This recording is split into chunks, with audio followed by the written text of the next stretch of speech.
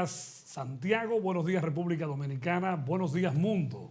Aquí estamos en Buenos Días RD por Luna TV Canal 53. La bienvenida a mi amigo y hermano Richard García. Buenos días Richard, ¿cómo estás? Señor Mota, buen día, buen día. Ya avanzando la semana, hoy es martes. Hoy es martes. Martes, ni te cases ni te embarques, así decía Supercar. Calor y estos apagones. Te apartes.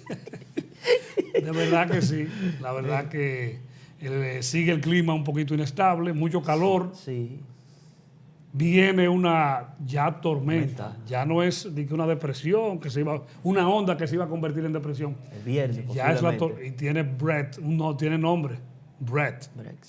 La tormenta Brett. El viernes tocaría suelo dominicano, según el croquis. Oye, una trayectoria directa, directa hacia acá. Eso, bueno, no queremos ser, ¿verdad? Porque estamos ya, conocemos de ciclones. No estamos... Sí, nosotros somos expertos en eso. Exacto. Lo que no somos expertos es que la gente en evacuar. Pero saber que se desvía, ahorita empiezan las señoras a rezar, como uno dice, sí. Y eso hace así, rebala, ¡vuap! Y coge otro rumbo. Esperemos que sea así. Lo que me preocupa a mí es que se haya convertido en tormenta tan a tiempo. Sí. ¿Tú me estás entendiendo? Sí, acuérdate que el calor que está haciendo, estamos en pleno verano. Sí. Esas masas de calor y fría, cuando eso se condensan, empieza eso a circular. Claro. Se expanden eso y le coge mucho. A Esmeralda ayer cuando se tope esta onda, porque era una onda en ese momento, tropical, cuando se tope con este calor que está haciendo en el Caribe central. Se refuerza. Se refuerza. Y después lo que viene después de eso, lo grande, esa cola. La secuela, sí, las lluvias que son bien dañinas.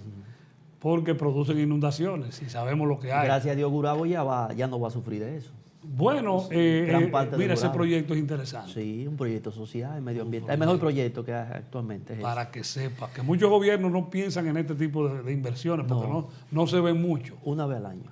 No se ven mucho. No, porque eso no se ve, eso no da bota, acuérdese, moto. Pero es necesario. Ese cordón de miseria que había ahí. ¿Dónde han puesto esas personas? ¿Dónde lo han mudado? Esto de ya que escuché por ahí. Se habla de esto de ya, que hay gente que no quería ir. La ciudad Bomboch. Por ahí, puede estar por esos lados. Ya. Pero yo sé de lo que digo, que hay gente que nació ahí, tiene 50 y 60 años. Pero sí, a donde lo llevan a usted le van a dar una vivienda y lo van a sacar de eso, usted tiene que también. Lo que pasa, o no se hizo una adecuación, se preparó la gente psicológicamente también, porque eso es un trauma. Tú sacarte de ahí, de ese desorden que tú tenías, a llevarte a la civilización, digo yo, tú ves. Claro. Entonces debió de prepararse. Sí, gente. Mira, tú sabes que cuando la avenida Las Carreras fue reconstruida, que era una avenida ancha, como lo es actualmente, pero con casuchas.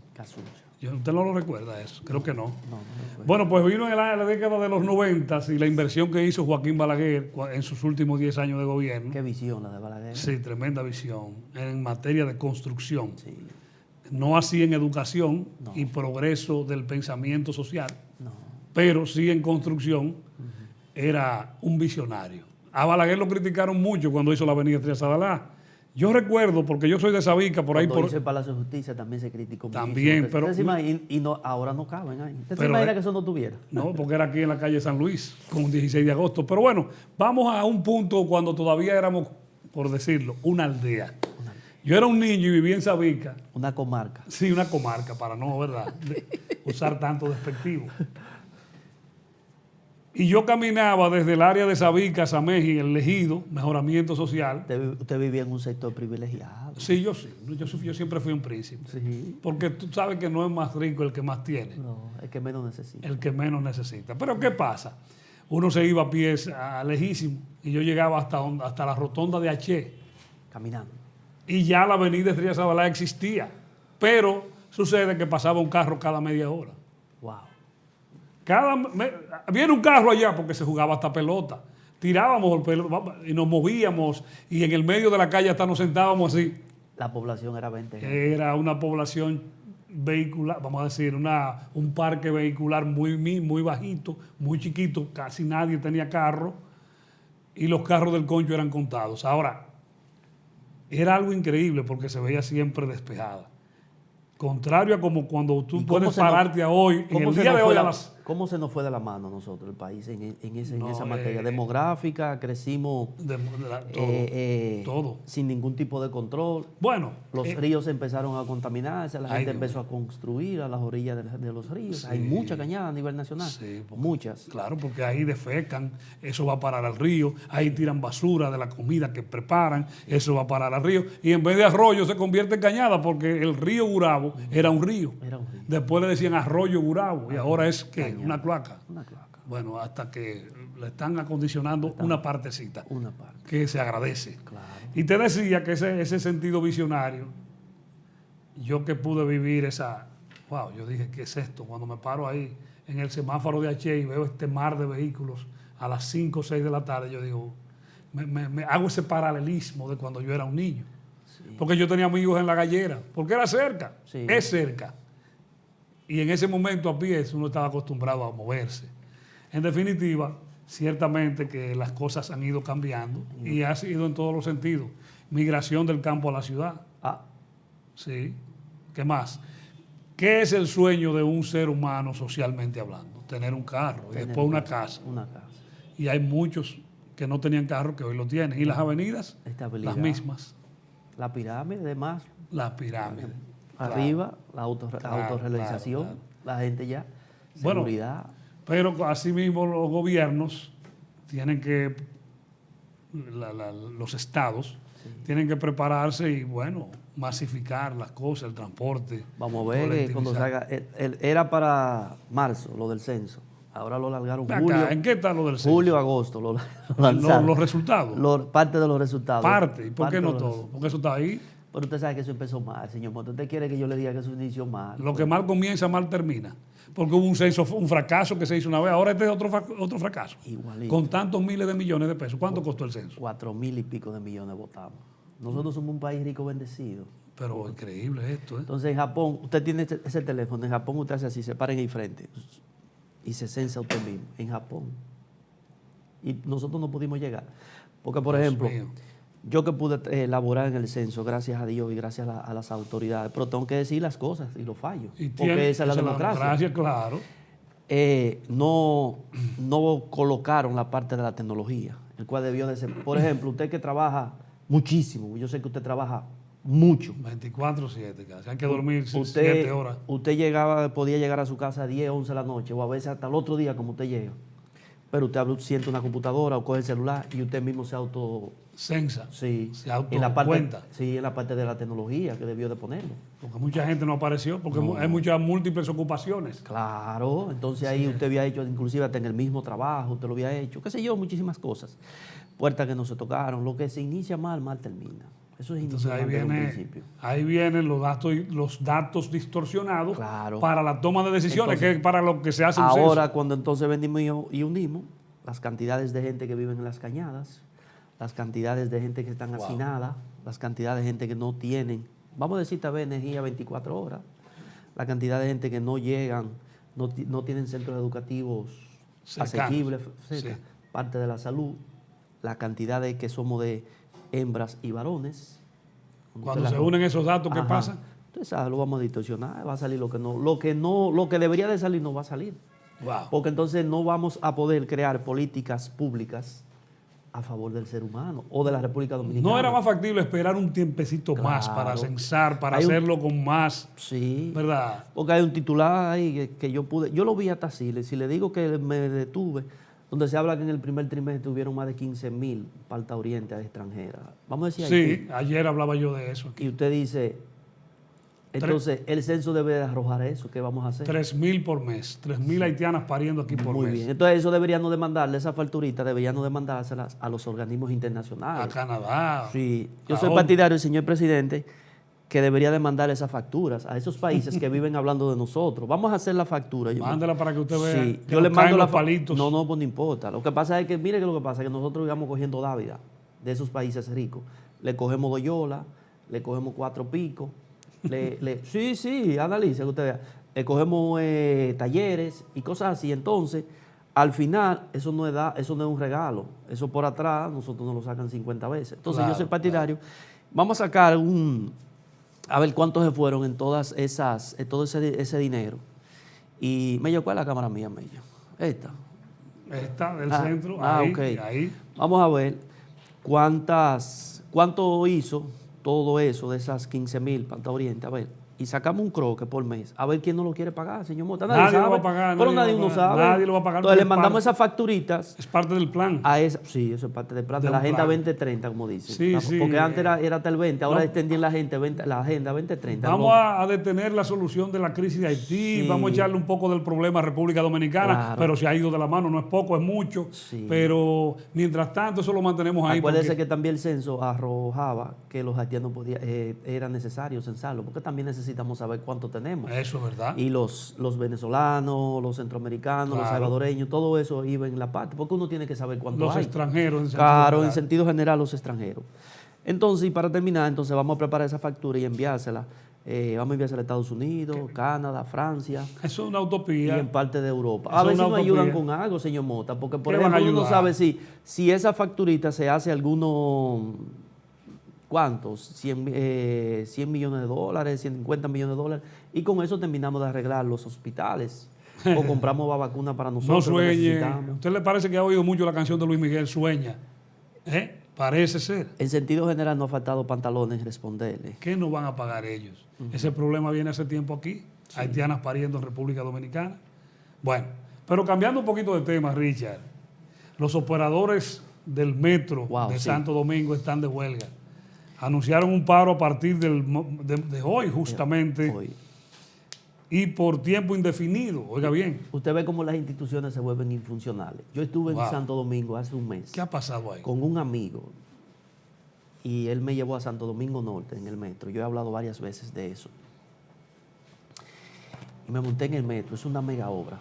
Sí, yo tuve el placer de montarme limpio, adecuado, pero el estable, buen aire. Hay trenes de Nueva York más feos que pero 50 veces. El tren de París, yo estuve en Europa en agosto pasado. Sí.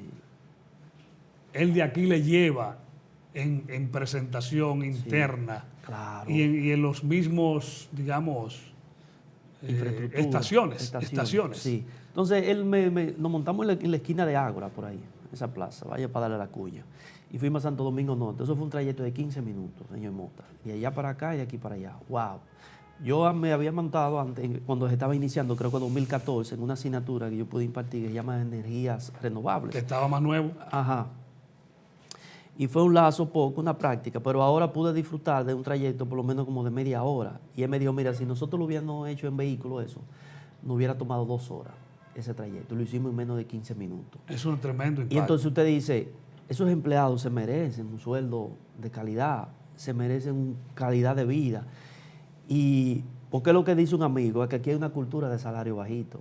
Aquí hay una cultura de salario bajito. Bueno, que creen que lo que pueden ganar mucho dinero son los funcionarios y la buena vida de los funcionarios. Sí, entonces usted dice, esos empleados van a parar ese servicio, el cual es un servicio social bueno, excelente, que debería a lo mejor preñar el país de metro, a ver si por lo menos la capital decide los vehículos, dejarlos un poco. ¿Usted quiere que los cárteles del transporte qué? ¿Qué es lo que pasa? Yo le decía, creo que era aquí mismo un comentario, que donde, por ejemplo, cuando uno llega a Santo Domingo, lo que es los Alcarrizos, que la línea va a llegar allá, debería de hacer una estación donde usted deje su auto, los que vienen de acá, los que vienen, y usted montarse ahí y llegar a Santo Domingo. Menos contaminación. Menos contaminación. Y aparte por ejemplo, usted puede ir al Guacalito, que hay como 6 o 5 instituciones, que a veces solamente usted va a eso.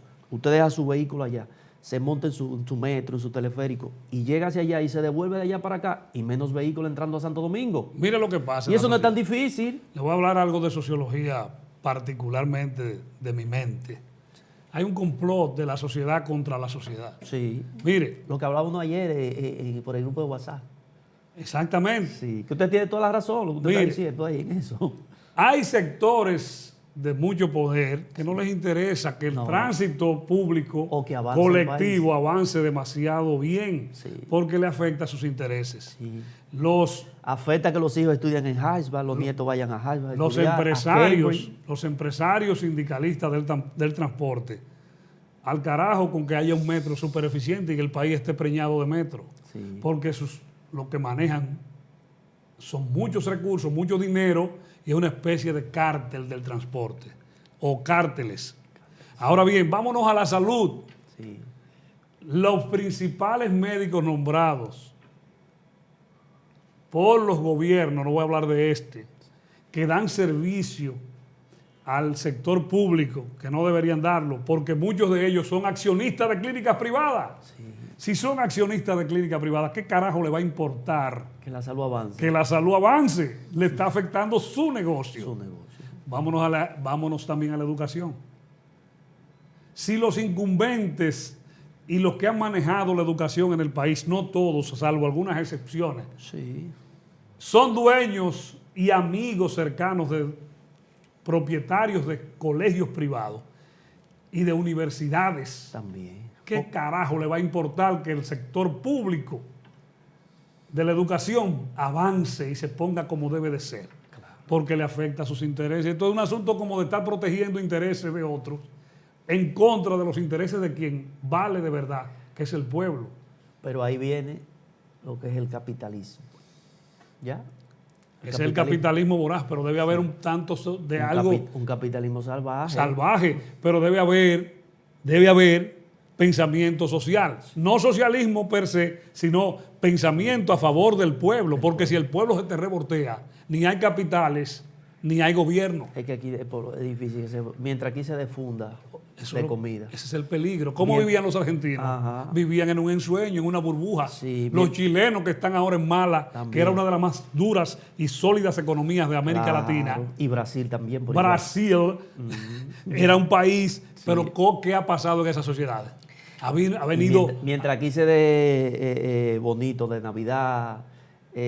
bueno, antes era la solidaridad, antes. Y ahora solidaridad. Sí, ahora es supérate. Supérate. Los planes sociales. Los planes sociales. Para los más necesitados. Entonces ahí viene las políticas públicas que el censo debe de descubrir que hacen falta para eliminar todos esos disparates. Efectivamente. Porque usted dirá, bueno, Estados Unidos lo da, pero Estados Unidos es un país rico, donde tiene 13 millones de pobres. Exacto. Tiene 13 millones de pobres. Claro, y cada vez hay más pobres en Estados Unidos, un país que se ha desinflado la clase Entonces media. Usted me dice a mí, busque a ver si Europa, gran parte de Europa da esa cantidad de ayuda. Aquí se da mucha ayuda, señor Mota. Sí, pero ¿qué hace Estados Unidos? Que es un país que tiene decenas y decenas de planes sociales para que el pueblo no se le revoltee.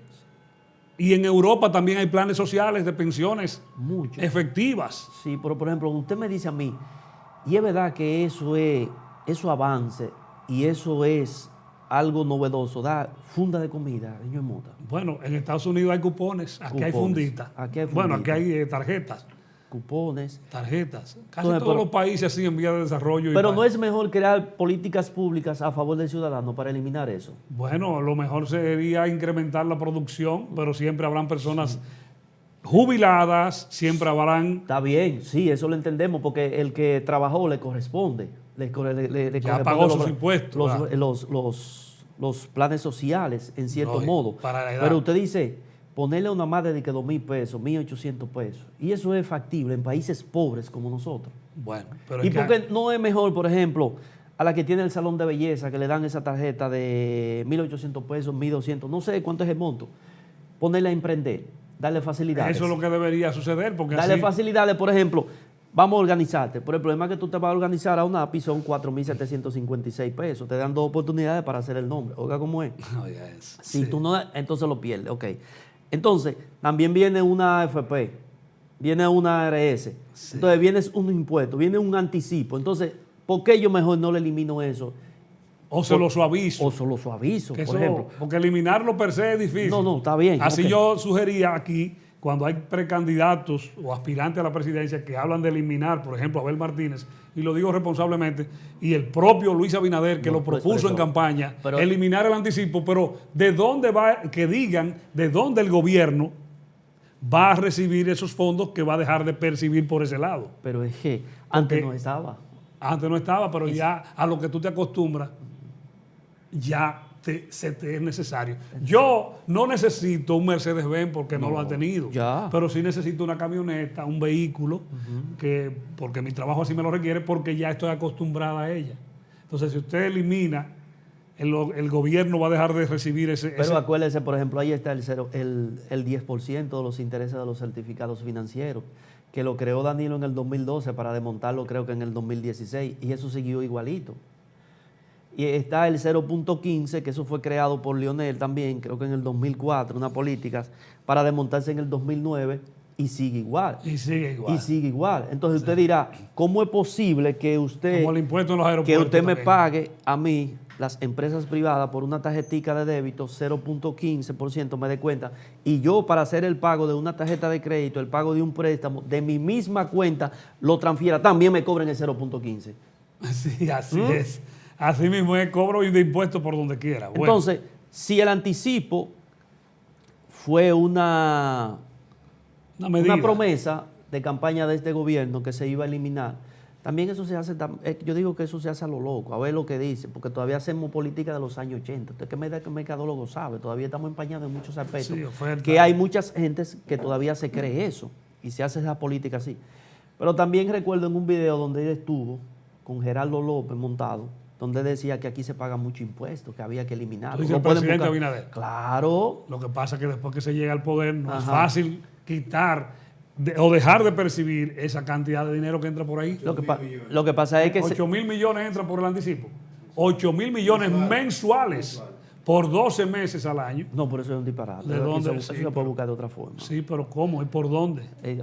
Los economistas están para eso. Vámonos más realistas, porque también desde esta tribuna del programa no podemos ser populistas. Ok, te lo voy a poner fácil. Yo lo voy a poner fácil. Yo lo dije aquí vamos a reducir el gasto y el gasto de los funcionarios. Ahí es que no está. Entonces, porque es difícil. El de aduana no puede ganar 750,000 pesos. Si el sueldo tope del presidente es 450. Eso debió hacerlo desde el principio. Ya, entonces ahí empiezo a comer caviar y champán. Ya empiezo a quitar. Si le quita el caviar. Entonces, si el funcionario de Indotel no puede ganar, creo que son $27,000 también, que eso es sumamente un dineral. Igual como gana también en el Banco Central. Bueno, creo una política, vamos al Congreso, vamos a renovar lo que haya que hacer. Entonces, si vamos a decir, el de Medio Ambiente tiene 4 vehículos asignados, no, a usted le va a corresponder uno, se dejan 3 parados. Y ahí empieza a reducir el gasto. Eso es lo que, y busco ese dinero. Eso de ensueño, pero vamos a ser realistas, porque eso es una utopía. Siempre se habla de eso y no se hace. Que revisen la forma del cálculo del anticipo y suavicen ese porcentaje que colocan a final de año en el cierre de año fiscal de las empresas para fines de que el anticipo no sea tan alto. Eso podría ser una opción inmediata. Pero es otra cosa, Mota, también ese 18% del ITEVI, que no es un 18, es un 28, porque ahí viene el 10% de ley de propina. Eso es los negocios de consumo. Eso es otro bobo. Entonces usted dice, pero aquí se paga impuesto, entonces ¿por qué que nosotros vivamos cada día, como dicen, vivimos el día a día? Porque aquí ya se coge préstamo hasta para hacer una cañada. Entonces, eso sí. Entonces usted dice, pero aquí el dinero entra. Hay dinero en fondos, que ellos mismos lo han dicho. Mucho dinero en las arcas del Estado reservado ahí. Ahora, ¿cómo se toma prestado para reservarlo? Entonces no entiendo. Los préstamos se toman para un objetivo específico. Entonces, usted va a un restaurante y la cuenta le hizo 2,000 pesos. Súbale el 28%. El 28%, porque ahí es el servicio que está incluido por ley, la ley, no recuerdo el número, pero que es el 10% para los que trabajan. Hay muchas empresas que no lo dan. Más el 18% ahí viene del ITEVI. Entonces, hay muchos dueños de restaurantes que le dicen, no, ustedes le dan una propina directa. Exacto. Entonces, ahí cuando usted viene a analizar, entonces usted nos aprieta mucho a nosotros. Porque, por ejemplo, usted que va a ese restaurante, le está pagando, ya pagó el anticipo, pagó la TCS, pagó el 0.15 ese mes. Llegaste en combustible, es un vehículo que pagaste combustible con un impuesto alto. Pagaste tal vez si tiene un certificado financiero un 10%. Cuando tú te pones a analizar, tú estás pagando al mes por lo menos 11 o 12%, o 11 o 12 tipos de impuestos diferentes. Ay, mamá. Vamos a una pausa, señores. Aquí estamos en Buenos Días RD por Luna TV. Richard García, Alberto Mota. En breve regresamos. Quédese ahí.